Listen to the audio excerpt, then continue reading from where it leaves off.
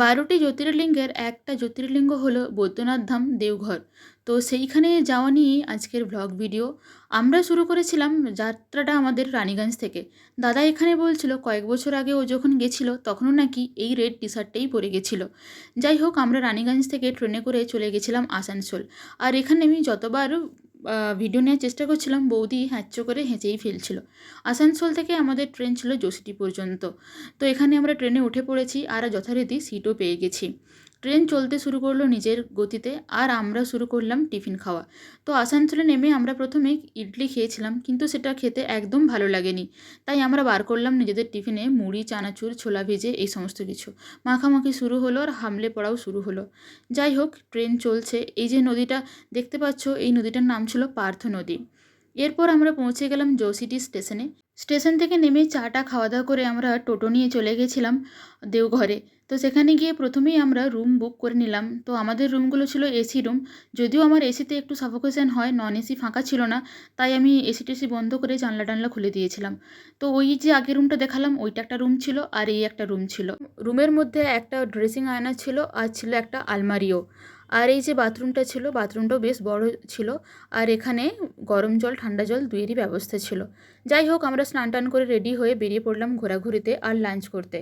যাওয়ার পথেই আমরা লাঞ্চ করব ভেবে রেখেছিলাম।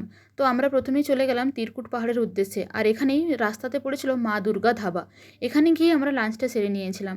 তো এখানে আমরা থালি নিয়েছিলাম। এই থালিগুলোতে প্রচুর পরিমাণ করে ভাত ছিল আর খাবার দাবার যথেষ্টই ভালো ছিল, মানে ভালো লেগেছিল। আমরা স্পেশাল ডিশ হিসাবে মাশরুম নিয়েছিলাম, তবে ওখানে কোনো রকম আমিষ খাবার পাওয়া যায় না, সবই নিরামিষ। লাঞ্চ সেরে বেরিয়ে পড়লাম আমরা তিরকুট পাহাড়ের উদ্দেশ্যে। তো এই তিরকুট পাহাড়ের 3টে চূড়ো, তাই এর নাম তিরকুট পাহাড়। পৌঁছে গেছি আমরা ওখানে। তো ওখানে বান্দর বা হনুমানের খুব উপদ্রব। সেই ভয়ে আমি ফোনটা তো বার করতেই পারছিলাম না, কারণ সবাই বলছিল যে ফোনটাকে নাকি ওরা ক্যাডবেরি মনে করে মাঝে মাঝেই ছাড়িয়ে নেয়। ভাত খাওয়ার পরে ওঠার যে কি কষ্ট পাহাড়ে, সেটা আমরা সেদিন ছাড়া বুঝতে পারতাম না। বাবা মা আগেই হাল ছেড়ে দিয়েছিল, নিচে বসেছিলেন। আমি, দাদা আর বৌদি যাচ্ছিলাম। যদিও দাদার যাওয়ার সেরকম কোনো ইচ্ছে ছিল না, আমাদের জন্যেই বাধ্য হচ্ছিল। বেশি দূর আমরা উঠতে পারিনি, কিছু দূর ওঠার পরেই আমরা নেমে এসেছিলাম। তারপর আমরা চলে গেছিলাম তপবন। তো এই তপবনে পাহাড়টা ছোট ছিল, উঠতে খুব একটা কষ্ট হয়নি, কিন্তু মা বাবা আগেই হাল ছেড়ে দিয়েছিলেন। এখানে সবথেকে উঁচু চূড়াতে উঠে গিয়ে আমরা বেশ কিছুক্ষণ বসেছিলাম। এই জায়গাটা একটা বড় পাথর আছে, বসার জন্য বেশ চওড়া অংশ। যাই হোক, ওখানে বেশ সুন্দর হাওয়া দিচ্ছিল বলে আমরা বেশ কিছুক্ষণ ওখানে ছিলাম। তো এই তপবনে কথিত আছে রাবণ নাকি একবার তপস্যা করেছিলেন, আর এইটা হলো তার নাকি সেই গুহা। তো এই গুহার নাম শুনি দাদা ভয়ে নামতে চায়নি। আমি আর বৌদি কিন্তু কোনো জিনিস এই পিছনে হাঁটার মানুষ নই। নেমে গেছিলাম গুহার মধ্যে, যদিও গুহাটা খুবই ছোট ছিল। রোমাঞ্চ তৈরি হতে হতেই শেষ হয়ে গেল। তারপর আমরা চলে গেছিলাম এই নলাখা মন্দিরে। রানী চারুশীলা রাধাকৃষ্ণের উদ্দেশ্যে তৈরি করেছিলেন এই নলাখা মন্দির।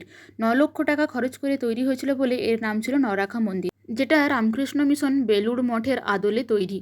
তার পরের দিন সকালে বেলায় উঠে আমরা স্নান টান করে ভোর 5টার সময় বেরিয়ে পড়েছিলাম বাবা শিবের মাথায় জল ঢালতে। সেদিন সোমবার আর জন্মাষ্টমী থাকায় প্রচণ্ড ভিড় ছিল আর প্রচণ্ড লম্বা ছিল লাইন। তারপর সারাদিন প্রচণ্ড বৃষ্টি হয়েছিল বলে আর সেইভাবে ভিডিও করা হয়নি। তারপর সেই কর্মব্যস্ত দিনে আবার ফিরে আসা।